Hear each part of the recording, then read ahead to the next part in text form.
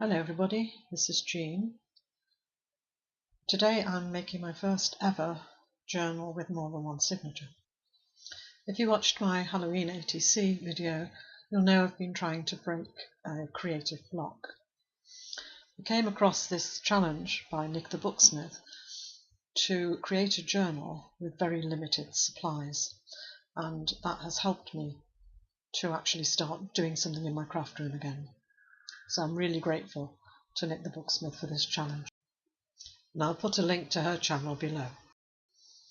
So the first 4 items were for everybody. Unlimited paper of your own choice, some sort of cutting implement, scissors or a craft knife, needle and thread of your choice, and whichever glue you prefer to use. I had a whole pile of this cream A4 writing paper, so I used that, and I decided to use a glue stick and some gold embroidery thread. You then had a choice of 4 items that were not specified, but you needed a cover for your book, so I chose a cardboard envelope.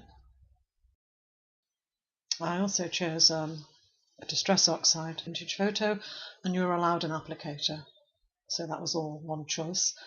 A piece of scrapbook paper, which you can see in the background, that's not actually the one I used in the end. It's double-sided. And a stencil, this one is by All and Create, and it had a lot of different things on it.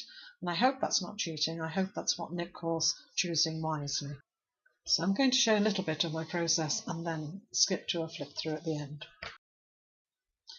I cut part of the envelope to size and then scored it to give a spine and folded it. And then I put holes where I wanted the signatures to go. Then this is my paper, and so I measured out an appropriate size for the signatures. And I wanted a sheet to sort of cover each signature. So I tore a piece off the paper so that there was a torn edge, a little bit smaller than the size of the paper.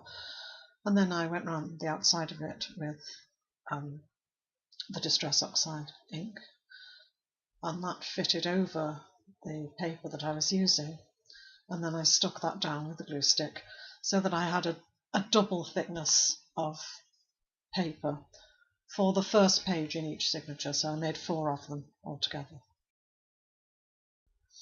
You can see the scrapbook paper that I eventually chose here. This is the reverse side of it, and I just used that to cover the inside, back and front of my booklet, and then I turned it over and used the other side to line the spine. Then here I'm cutting out a square of the scrapbook paper, and I have printed, and you'll see how I did that in a minute, part of the stencil, and it says Weird Art, and so I'm using that as my cover. Here I am stenciling on the first page of the first signature, and I have taped off quite a lot of the stencil, so I can just stencil the first word, or one of the words. I think it says amazing, I'm not quite sure which word I chose. I then used the other part of the stencil and the applicator just to do some mark making.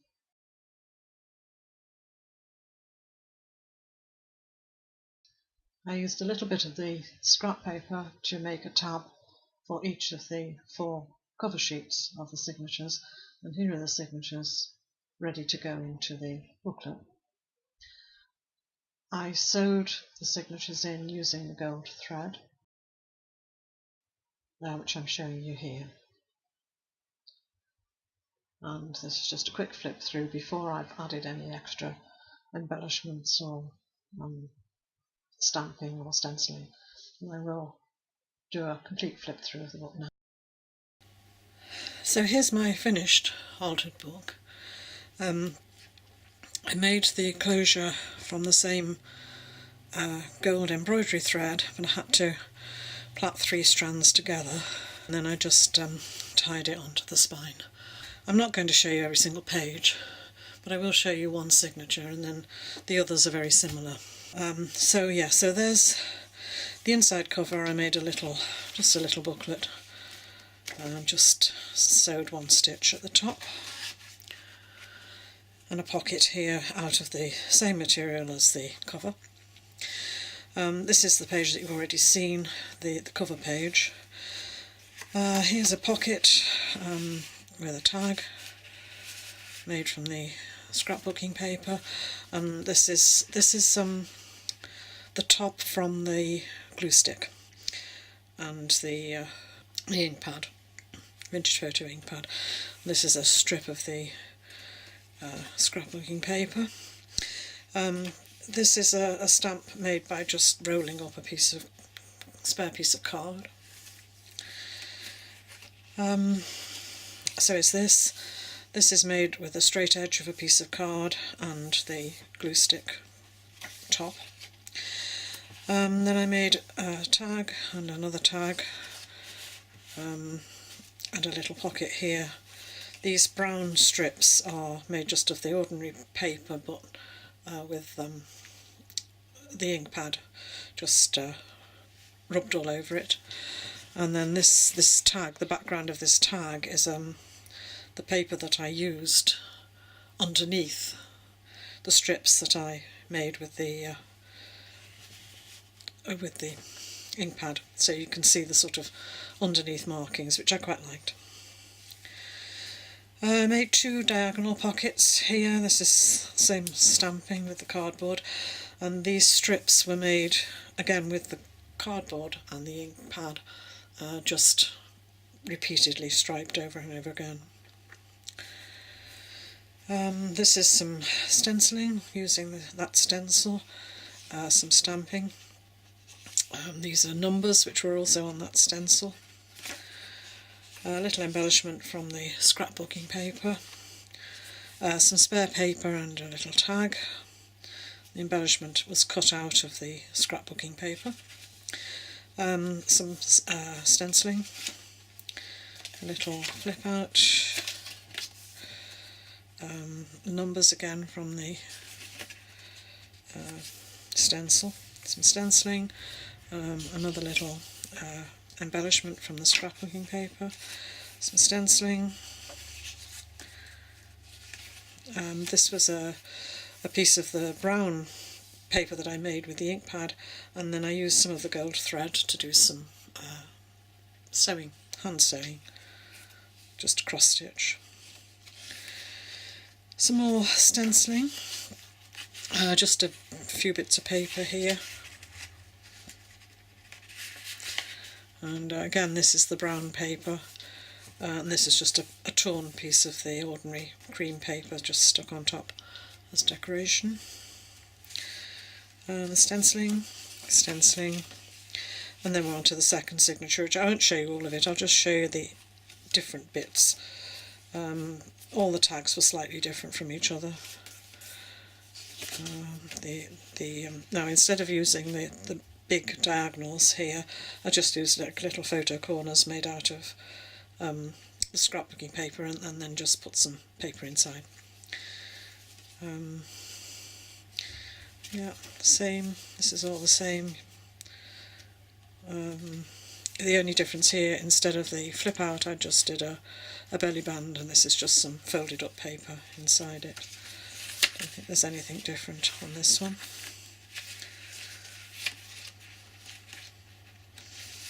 No, and then this is the third signature, same sort of thing. They've all got slightly different stamping and stenciling on them.